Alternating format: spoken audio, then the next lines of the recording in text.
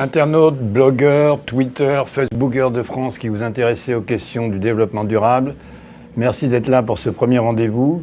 Nous espérons bien évidemment que ce n'est que la première émission d'une longue série que nous appellerons la 9e planète. Chacun de mes invités se présentera. Ensuite, nous poserons des questions et nous lancerons des débats dans l'optique de la thématique qui est leur sujet favori, dans l'optique donc de COP21. COP21 étant la 21e conférence sur les changements climatiques qui doit avoir lieu du 30 novembre 2015 au 11 décembre 2015, la suite des nombreuses conférences sur les changements climatiques.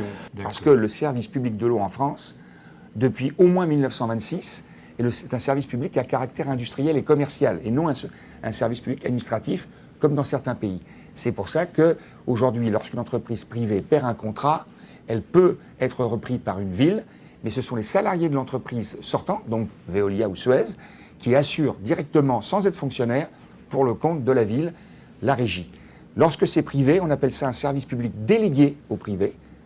Donc c'est un service qui est toujours sous l'autorité du maire ou du président d'un syndicat ou d'une communauté d'agglomération, mais qui a été délégué à une société privée par des contrats, et ça c'est vraiment les Français qui ont inventé ça, des contrats de concession de 99 ans au 19e siècle et en partie au 20e siècle, et puis dans la dernière période, des contrats de 30 ans, puis de 25 ans, puis aujourd'hui, ils sont entre 8 et 20 ans. Et 20 ans depuis très peu de temps, puisque la loi française de 92 prévoyait des contrats maximum de 20 ans, mais il a fallu qu'une petite association à côté d'Orléans, à Olivet pour être précis, a attaqué en justice, et c'était au Conseil d'État. Le Conseil d'État, en 2009, a dit que les contrats entre une entreprise privée et une collectivité locale pour l'eau et l'assainissement ne peut pas excéder 20 ans avec un effet rétroactif. Donc il y a beaucoup de contrats qui vont venir à échéance en 2015, notamment à Lille, malgré d'ailleurs la position de Martine Aubry, qui apparemment est plus à droite qu'à gauche. Sur ce sujet-là. Est-ce que tu peux expliquer, parce que sur on est un petit peu au cœur du sujet et on abordera d'autres sujets après, d'une part par rapport à ça, les canalisations, je veux dire l'aspect matériel des choses appartient à qui? À la ville, à Veolia, aux entreprises? Partout dans le monde, quasiment partout. Alors l'autorité publique qui est propriétaire peut être une ville, un syndicat, un lander, l'État lui-même, mais la propriété des installations, à 99,9%, appartient toujours au domaine public, donc sous l'autorité du maire. D'accord. Donc, évidemment, on ne les voit pas parce que c'est souvent enterré, ou les usines de production qu'on peut voir, ou les usines d'épuration, appartiennent toujours à la collectivité. La délégation d'un service public, c'est uniquement pour produire de l'eau, mais le plus souvent pour la distribuer. Et donc, le métier de ces entreprises et des salariés qui y sont, donc, y compris moi-même d'ailleurs, normalement, c'est d'entretenir les réseaux. Et dans les contrats, il est dit qu'on doit, une société qui a un contrat d'une ville pour 10 ans, on va demander, comme Paris, jusqu'en 2010, et cette société, donc, qui était moitié Veolia, moitié Suez pour la ville de Paris de 1985 à 2010, devait assurer l'entretien des canalisations qui étaient souterraines. Et ces canalisations ont une durée de vie en moyenne de 60 à 80 ans. Or, on s'est aperçu que ces sociétés, en moyenne, entretenaient, en tout cas renouvelaient ces canalisations, en moyenne au-delà de 200 ans. Ce qui évidemment a une implication directe sur la qualité de l'eau, sur les fuites et sur évidemment les investissements ensuite à faire qui aujourd'hui sont déplacés sur nos générations futures. Et là on ne parle que de l'eau potable, parce que la question fondamentale aussi, c'est la question de la ressource. Or la ressource aujourd'hui est assurée en France et dans le monde majoritairement par un système qui a été inventé aussi par l'École française de l'eau, qui s'appelle la gestion par bassin hydrographique. Or, les bassins, qui dirigent les bassins aujourd'hui? Ce sont des comités de bassins, qu'on appelle souvent des parlements, et ces parlements sont dirigés, par exemple, en Seine-Normandie, depuis 1983, par un homme qui adore l'eau, qui s'appelle André Santini. Et André Santini, qui lui aussi préside le syndicat des eaux d'Île-de-France, donc près de 150 communes autour de Paris, a délégué ça depuis 1923. Donc lui, il a continué jusqu'à aujourd'hui et jusqu'en 2022 à Veolia la gestion de cette eau. Mais dans ce comité de bassin dont je fais partie, parce que je suis conseiller régional et je fais partie du comité de bassin de l'agence de l'eau Seine-Normandie, donc de Reims jusqu'à Dunkerque, il y a à la fois des élus nationaux, des élus locaux, plutôt de villes d'ailleurs rurales. Vous avez des agriculteurs, vous avez des industriels, Et vous avez un nombre d'usagers, par exemple dans le comité de bassin, où on est 184, environ 6 associations environnementales et consuméristes. 6, dont une vient d'être d'ailleurs mise de côté, à savoir la CLCV, la Confédération de Logement. Je crois que tu nous en as parlé. Quel est le point de difficulté dont tu nous as parlé dans la représentativité qui permet de prendre des décisions entre la société civile, on va dire, les villes qui sont quand même partie prenante, les collectivités, et les compagnies nationales ou multinationales? Comment est-ce que ça se répartit, la prise de décision? Partout. Comment ça se passe? Dans les comités de bassin ou dans le comité national de l'eau, qui est l'instance suprême, c'est une répartition sous forme de 3 collèges. Le collège des élus, ensuite le collège des personnes un peu qualifiées et le collège des usagers. Mais alors le collège des usagers, vous avez aussi bien les représentants de la FNSEA, qui est favorable à une belle pollution et à une agriculture intensive. Est toujours traduit pour nos FNSEA. C'est la Fédération nationale des syndicats agricoles, peu importe le côté politique, qui ne sont évidemment pas pour la préservation de la ressource en amont. Et vous avez, donc ça, dans le collège des usagers, ils représentent les agriculteurs un tiers. Les industriels, donc Areva, EDF, Veolia et Suez, qui sont en même temps partie prenante, donc ils sont dans un conflit d'intérêts, puisqu'ils gèrent les contrats avec les villes, représentent un autre tiers. Et puis vous avez un tiers de représentants d'usagers. Alors, vous avez les usagers domestiques, c'est que les usagers domestiques, les associations environnementales, consuméristes, la civiculture, la conchyliculture, les pêcheurs, les marins, etc. C'est-à-dire que les agriculteurs ont 30%, les autres 33%. professions associées aux usagers que nous sommes, 30%. 30% de 30%. 30% de 30%. Alors que, et Isabelle nous le disait tout à l'heure avant l'émission, que ces personnes-là, donc nous tous, on paye plus de 80% de la facture de la pollution. C'est quand même un comble. Et juste pour la petite histoire, j'ai demandé, avec l'accord de Mme Bateau, que ça soit 50% des usagers soient représentés par les industriels et les agriculteurs, ce qui est déjà beaucoup, et 50% pour les usagers domestiques. Or, elle a été remplacée par Mme Ségolène, d'abord par Philippe Martin et Ségolène Royal ensuite, et jusqu'à aujourd'hui, c'est un refus de revenir sur la représentation. Alors, est-ce que c'est un blocage par rapport, de toute façon, je n'oublie pas, Isabelle, que nous voulons arriver sur les solutions. Dieu sait qu'il existe des solutions on ne peut plus écologiques, très peu utilisées, sauf dans des endroits un peu expérimentés.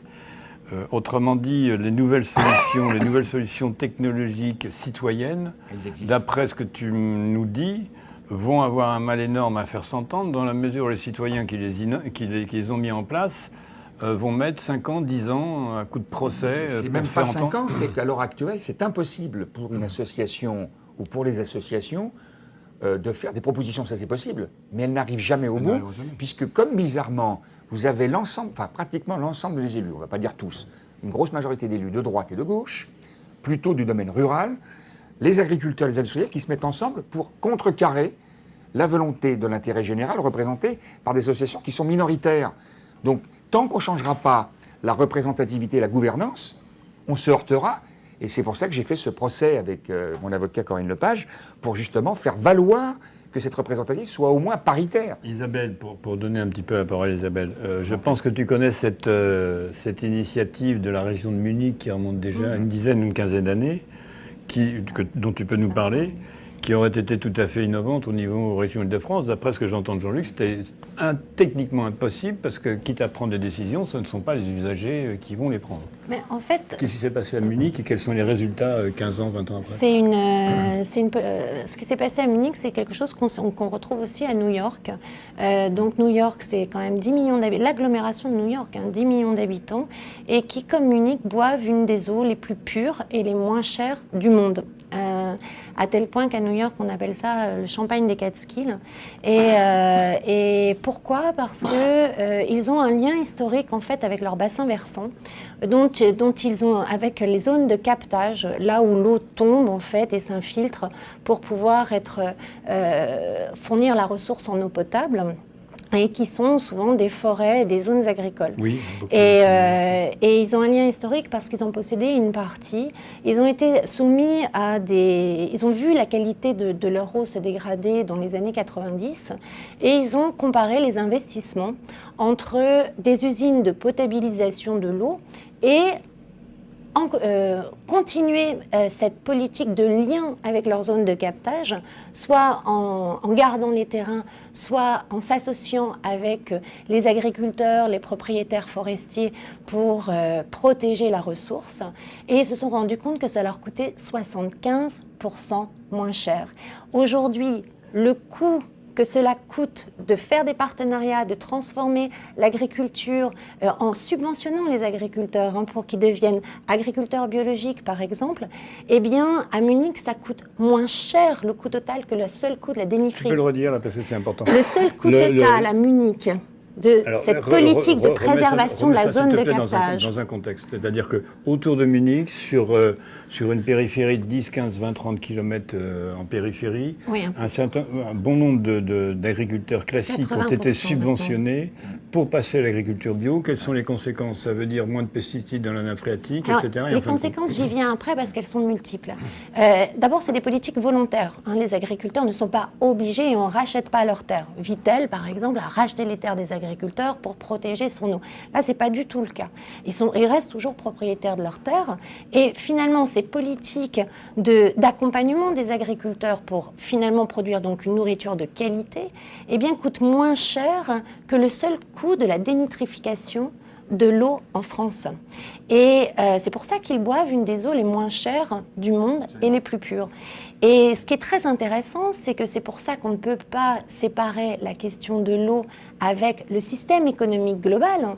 C'est que finalement, Munich, comme New York, est un des endroits où on peut le consommer, où il y a le plus de disponibilité de produits biologiques locaux, avec des circuits courts, des paniers, donc une alimentation de qualité disponible à prix raisonnable, voire à très bas prix, pour toute la population. À New York, depuis maintenant 20 ans qu'ils font ça, ça a encouragé aussi la politique du tourisme. Et ce qui fait que toute la région de ces forêts a bénéficié, s'est mise à multiplier les hébergements touristiques. Et aujourd'hui, cette politique de l'eau rapporte en tourisme, uniquement en tourisme, 100 millions de dollars par an aux acteurs. Ça, c'est l'effet rebond positif. Toutes ces politiques sont tellement multidimensionnelles qu'à chaque fois, on obtient un effet rebond positif. Bien sûr. Jean-Luc, tu es élu à la région Île-de-France. Ce que tu nous as dit, tu le constates. Est-ce que tes collègues qui sont responsables d'autres domaines tels que l'énergie, l'agriculture, sont capables d'entendre ce discours et de faire pression sur les instances décisionnaires? Ou est-ce que ça va mettre 30 ans? Sur le domaine de l'eau, j'ai de grosses inquiétudes. Sur l'énergie, je dirais un peu moins. Je sais pas, l'eau n'intéresse visiblement pas nos élus. En tout cas, ceux que je côtoie aujourd'hui, puisque depuis 4 ans que je m'en occupais, j'ai fait les comptes rendus, j'ai essayé de les intéresser. Personne ne réagissait. Et donc, dans les mesures qu'on voulait prendre purement économique, la démonstration économique est en train de nous faire Isabelle. C'est juste des déclarations, des incantations, mais rien de concret. Une démonstration économique, au bout de 10-15 ans, on y gagne. Non, mais dans Water m'exponnait, on donne l'exemple principalement de Munich, mais on évoque aussi les États-Unis. C'est le pays aux États-Unis qui est un pays libéral, qui est un des pays les moins privatisés dans le monde. Veolia s'est cassé les dents. Ils ont un contrat emblématique, qui existe encore, qui est Indianapolis, mais ils se sont fait virer. Et il y a eu des condamnations très lourdes d'élus sur la Nouvelle-Orléans et Atlanta. Donc, ça veut dire que ça marche, ça donne des bons résultats économiquement et ça donne des bons résultats écologiquement. Mais évidemment, ces entreprises, mais on ne va pas les condamner, ces entreprises, il s'agit des élus français qui ont la responsabilité de la gestion de l'eau en France, mais qui visiblement ne veulent pas, parce que c'est les emplois, c'est quelque part... Voilà. Alors, les emplois. Ça supprime les emplois, ça permet, il y a le temps de se reconvertir. Non, c'est pas du tout le même. En fait, ça produit pas du tout le même type d'emploi. C'est-à-dire que, par exemple, si on prend l'exemple de New York, là, on a développé du coup pour les propriétaires forestiers, pour qu'ils aient un intérêt à changer leurs pratiques, des bases de tourisme, de kayak, canoë. C'est pour ça que la région est devenue si attractive et génère, quand vous générez 100 millions de chiffres d'affaires rien que dans le tourisme, ça génère forcément des emplois. forcément des emplois. Il faut les accueillir, ces touristes-là. Quand vous générez de la distribution alimentaire de circuits courts, ça génère beaucoup plus d'emplois que de la distribution alimentaire en circuits longs et en centres commerciaux. Rien que pour les labels, par exemple, uniquement la politique de qualité alimentaire des labels sur les fromages génère 2 à 3 fois plus d'emplois que d'un fromage sans label, par exemple. Toute l'alimentation ou l'agriculture biologique génère 30% de plus d'emplois. Donc, et avec les circuits courts, on diminue le coût des intermédiaires et on revient à des produits qui sont de qualité. Donc il semblerait que la démonstration soit faite qu'en plus, à terme, peut-être pas en passant brutalement d'un système économique ou de distribution de l'eau à un autre, mais à terme et dans un délai relativement court, en plus ça crée de l'emploi. Ça crée de l'emploi. Et Grenoble est en train de passer à ça en France. Oui. Il faut le citer quand même. Tu me fais penser que Welana Otter, qui est la présidente de Food and Water Watch, qui est une filiale en gros de Public Citizen aux États-Unis, disait que je crois que c'était Stockton, une ville américaine, il disait que la privatisation qui avait démarré, ça n'a pas duré longtemps, avait permis à l'entreprise, donc je crois que c'est Veolia qui avait eu le contrat, en l'espace d'1 an, de faire des grosses économies, en supprimant la moitié des salariés qui étaient là auparavant. Donc il y a des créations d'emplois, pas forcément exactement sur le même registre, mais quand il y a la privatisation, évidemment, ces entreprises, il faut qu'elles fassent des gains de productivité, et en général, c'est la masse salariale sur laquelle elles jouent, quoi.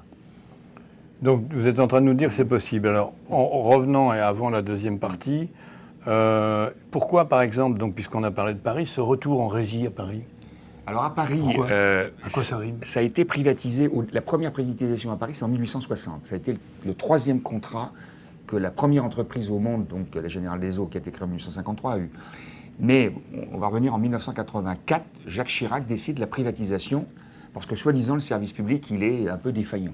C'est souvent les raisons, les fonctionnaires sont feignants, sont malades, sont syndiqués, enfin c'est le genre du café du commerce. Malades et syndiqués, c'est pareil. Il y a les syndiqués, voilà. J'exagère. Donc au départ c'est cette raison-là, et on a confié l'eau, moitié dans le nord de Paris à la Générale des Eaux et la moitié sud à la Lyonnaise des Eaux, qu'on a appelée la Parisienne des Eaux au sud, pour faire, on essaye de faire oublier le nom de la société, et la Compagnie des Eaux de Paris au nord. Au résultat, en termes de résorption de fuite, il y a une petite amélioration, ça on ne peut pas non plus ne pas le dire. En termes de renouvellement de réseau, il n'y a pas eu d'amélioration, puisqu'on va découvrir, lorsque la remunicipalisation a lieu en 2001, que là, évidemment, on était quand même assez surpris du constat de l'état des canalisations.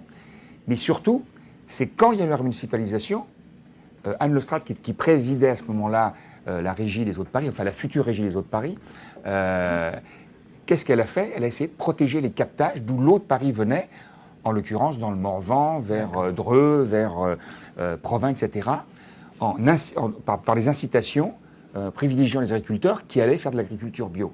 Bon. Donc elle a fait comme unique, plus de 10 ans après, avec des résultats. Les agriculteurs sont contents, la qualité de l'eau est tellement améliorée qu'on n'utilise plus de chlore. Comme à Grenoble, tu parlais de Grenoble, c'est les 2 villes qui ont dit le chlore, on arrête.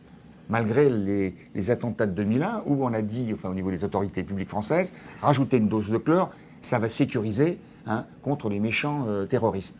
Si les terroristes veulent nous empoisonner, ils vont nous empoisonner de toute façon. Mais tout ça, pour montrer que ça a des effets aussi sur la santé. C'est ça qui est important aussi. Parce que qui est difficile de prendre en compte d'un point de vue économique, mais quand même, je veux dire, au bout d'un moment, avec un peu de bon sens, les effets sur aujourd'hui, alors ce serait intéressant qu'on aille sur l'assainissement, parce que justement, aujourd'hui, la qualité des eaux qui sort des centrales d'assainissement, les eaux ne sont dépolluées qu'à 50%. Et avec un tas de polluants qu'on n'arrive pas à dépolluer, certains pesticides, la plupart des pesticides, en fait. Les systèmes de nanofiltration, n'enlèvent pas tout ce qui est résidu de médicaments. Non, ça passe la barrière placentaire. Qu'est-ce que vous voulez que ça passe un filtre ? Je veux dire... Ça passe la barrière placentaire. Et aujourd'hui, c'est vrai qu'on parle très très peu de la pollution par les médicaments. Il y a une très grande scientifique vers Bordeaux, vous devez avoir le nom, j'ai perdu le nom, qui sort énormément d'études là-dessus, où on a les principales pollutions, ça va être des anti-inflammatoires, des Doliprane et la pilule, en fait, les oestrogènes de synthèse, et des antidépressifs. Donc super. Et aujourd'hui, non. On arrive quand même à avoir assez peu d'informations à savoir si ces médicaments arrivent à l'eau du robinet. Parce qu'en fait, on n'a pas de dégradation dans le milieu. La dégradation de toutes ces molécules ne se fait pas forcément dans le milieu naturel. Et donc, on a une contamination aujourd'hui quand même générale un peu de l'eau. Et c'est pas pour. Au niveau de l'eau, on est quand même pas mal cerné. Et c'est pour ça que c'est vraiment notre façon de voir. Quel est le lien présumé avec la résurgence ou l'augmentation de certaines maladies du style Alzheimer? Il me semble qu'Alzheimer était plus ou moins lié au taux d'aluminium. Oui. Est-ce qu'il y a d'autres exemples comme ça? Mais en fait, on ne peut pas dire que c'est uniquement... même si ce n'est pas... On ne peut pas dire que c'est uniquement l'eau. C'est-à-dire qu'aujourd'hui, tout notre environnement est pollué. Tous nos matériaux ont des molécules de synthèse dont on se rend compte, on ne savait pas au départ, qu'elles elles sont très peu dégradables et elles ont un effet physiologique sur nos organismes.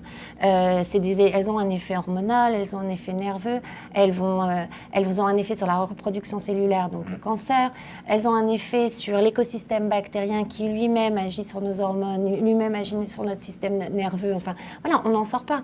Et donc c'est pour ça que, comme c'est quelque chose qui fait système, dès que vous voulez rester dans le même système et dès que vous voulez attaquer par un petit bout de la lorgnette, vous êtes forcément rattrapé par les autres. Parce qu'il n'y a pas de lien direct entre la qualité de l'eau et, celle qu'on a là, et une maladie. C'est l'ensemble, c'est notre air, c'est nos objets, c'est notre nourriture. L'utilisation du chlordécone en Guadeloupe et en Martinique pour les plantations de bananes, un produit interdit, c'est infiltré. Et le professeur Bellepomme, qui a été contesté, parce que de toute façon, dès qu'il y en a un qui ose, mais qui avait fait un relevé, qu'il y avait 3 fois plus de cancers là-bas. Et j'y suis allé il y a 1 an, et je vais y retourner prochainement parce qu'il y a encore de nouveaux gros problèmes. C'est que cette eau, évidemment, s'infiltre et se rejette dans la mer. Et donc maintenant, la pêche de la langouste, on ne peut pas pêcher à moins de 25 km. Et en plus, dans le chlordécone, on a un autre problème, c'est que une des meilleures solutions pour dépolluer les eaux, c'est les plantes, parce qu'elles ont un métabolisme. Voilà. Elles ont un métabolisme. Attends, parce que pour le chlordécone, c'est important. Non, on va y arriver. Non, mais et le chlordécone, il n'y a pas parce qu'en fait, j'explique quand même. On n'imagine pas, mais le vivant, les végétaux, ça fait plein de choses, et parce qu'ils ont 3,5 milliards d'années de recherche et développement derrière eux. Ils ont dû épurer les déchets. Je voulais qu'on termine par les solutions. Non, mais pour le chlordécone, un des gros problèmes, c'est que justement, il n'y a pas de plantes qui dégradent le chlordécone. Il faut une centaine d'années d'après ça. Voilà, ça c'est vraiment embêtant. Bon. Moi, j'aurais voulu, quand même, dans l'optique de cette émission, qu'on termine par un certain nombre de sujets qui sont plutôt positifs, qui sont des débuts de solutions, même si on a fait le tour à la fois des problèmes et des difficultés qu'il y aura à les généraliser, non pas qu'une petite collectivité ou qu'un regroupement d'individus ne puisse pas le faire chez lui, mais c'est une autre question que de pouvoir les généraliser à l'ensemble d'une grande ville, d'une grande métropole. Mais il existe, est-ce que vous en connaissez? Est-ce que vous pouvez nous rester quelques instants nous parler des technologies de dépollution, que ce soit grâce à l'énergie solaire, que ce soit grâce à des technologies vertes, ou on va dire tout ce qui est biomimétisme, etc. Recopier la nature, qui fait très très bien son travail, par les plantes, phytoépuration. Question en 2 temps.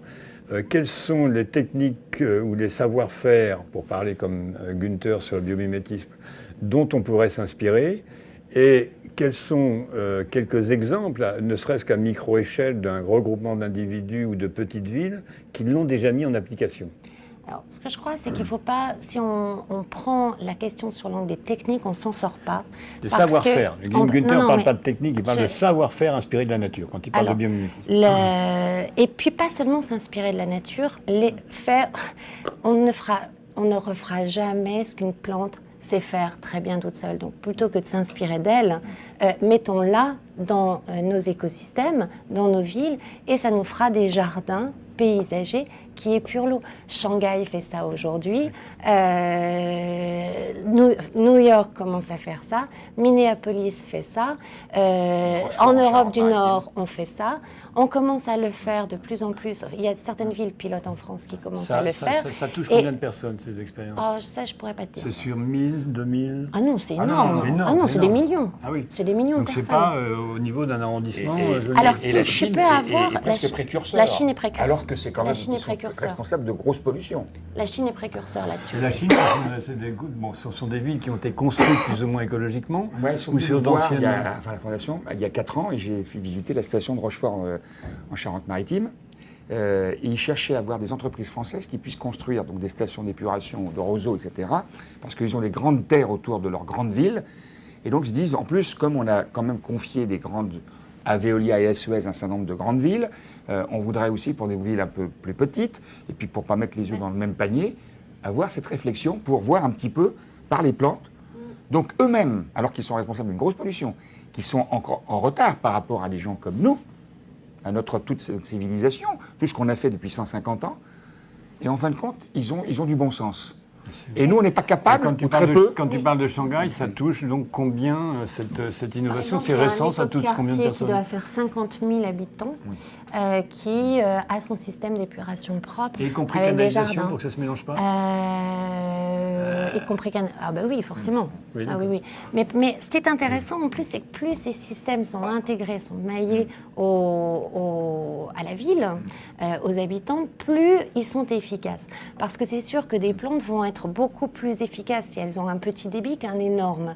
Et du coup, on a des exemples en Europe du Nord de squares au milieu des immeubles où les enfants jouent, etc., qui font des bassins aquatiques, qui sont aussi les stations d'épuration des logements.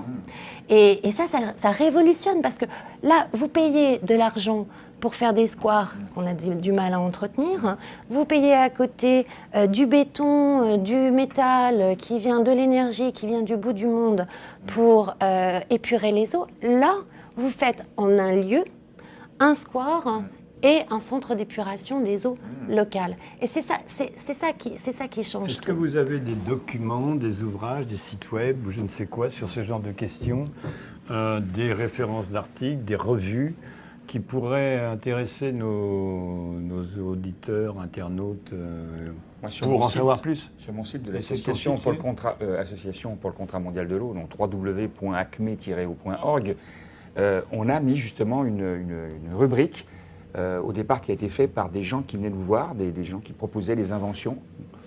Ça a commencé sur la production de l'eau, c'est-à-dire comment dans des villages africains, qui eux n'intéressent pas les grandes entreprises, comment on peut produire de l'eau, alors avec l'énergie manuelle, l'énergie solaire, etc., mais en récupérant la rosée du matin, l'humidité dans l'air, etc. Comment ça a été fait en Bolivie, enfin dans un certain nombre de pays. Et puis, ces gens-là, à qui on voudrait former pour dire comment il faut faire, mais ils vivent là depuis des milliers d'années. Ils ont su comment il fallait faire. Et donc, ils utilisent des procédés naturels. Et donc, il n'y a pas besoin de dire le blanc va dire comment il faut faire à l'étranger, qui est abruti, quoi. Donc, non. Évidemment. Tu veux dire que les gens qui ne sont pas blancs, une certaine... Et surtout ça, moi, je suis en train de finir mon livre. Et moi, surtout ça, je suis en train de finir mon livre sur cette économie que j'appelle symbiotique, parce que finalement, vous couplez l'activité des hommes, le travail des hommes, avec la recréation, la restauration des écosystèmes. Je suis en train de le finir, j'espère qu'il sortira peut-être en janvier. C'est ce que j'appelle donc l'économie symbiotique. Et sinon, on peut aller sur mon site, économie-symbiotique, voilà. Tu peux le redire ? économie-symbiotique.fr, voilà. Avec un Y, bien sûr. Avec un Y, symbiotique et avec un Y. Après le S. Et ça, c'est enthousiasmant de reconnaître l'intelligence du vivant qui nous entoure et de reconnaître notre propre intelligence, de comprendre ça et de pouvoir l'organiser et organiser notre société autour. Mais c'est quelque chose de complètement nouveau dans notre façon de voir notre relation à ce qui nous entoure et notre façon de subvenir à nos besoins. C'est très nouveau. 2 minutes de conclusion pour chacun sur des aspects positifs et dans l'optique de l'année, les 15 mois qui arrivent avant COP21. 2 minutes, qu'est-ce que tu souhaites? Quels sont tes souhaits? Quelles sont selon toi les pistes à approfondir par rapport à ce type de questions? Et un petit coucou à nos internautes. Alors pour avoir suivi, comme toi, à Copenhague, on était ensemble en fait sur le climat. Je crois que la COP21, Copenhague a été une déception terrible. Je crois que la COP21, il faut qu'elle soit justement la COP des solutions et la COP de ce monde qui est en train d'émerger partout à une rapidité fabuleuse. Et j'espère qu'elle sera cette COP-là. Et on organisera un événement nous-mêmes, un lieu qui s'appellera Place to Be et qui sera le lieu du plan B de la fabrique de cette nouvelle information. Oui, Isabelle est trop mignonne. Bravo Isabelle. Et Jean-Luc? Évidemment, je partage ce qu'a dit Isabelle, je suis même absolument ravi, je tombe sur le charme complètement. Mais en dehors de ça, nous, ce qu'on essaye de faire, c'est de mutualiser toutes les expériences en France et à l'étranger pour justement donner cette information. Et quand tu dis nous, c'est ACME, c'est l'ACME, c'est la fondation, c'est plein d'associations. Il y a à peu près 400 associations qui sont en réseau en France, plus le réseau européen, plus le réseau américain qui est extrêmement puissant. Qui va faire des actions en prévision de COP21 Alors oui, y compris par rapport au Forum mondial de l'eau. On organise toujours une dénonciation de ce forum, on fait un forum alternatif pour montrer les solutions alternatives.